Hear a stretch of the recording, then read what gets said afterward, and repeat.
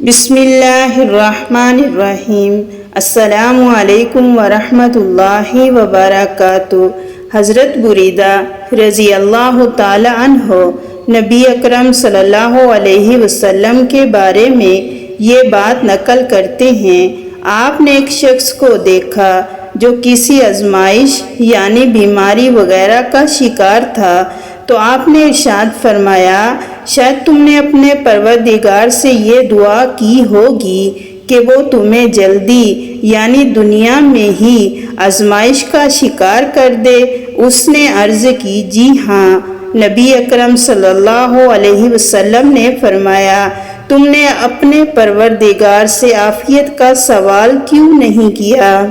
اور یہ کیوں نہیں کہا، اے ہمارے پروردگار، تو ہمیں دنیا میں بھی بھلائی عطا فرما اور آخرت میں بھی بھلائی عطا فرما اور ہمیں قبر کے عذاب سے بچا دے۔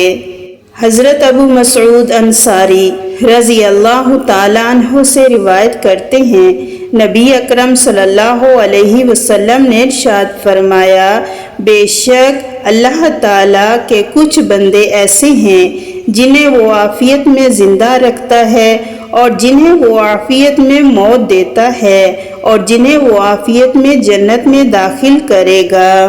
حضرت کعب بن مالک رضی اللہ تعالی عنہ روایت کرتے ہیں، نبی اکرم صلی اللہ علیہ وسلم نے ارشاد فرمایا، جو شخص بیمار کی عیادت کرتا ہے وہ رحمت میں ڈوب جاتا ہے، اور جب وہ بیمار کے پاس بیٹھتا ہے تو اس سے شفاعت چاہے، اگر اللہ نے چاہا تو تم رحمت میں شفاعت چاہو گے۔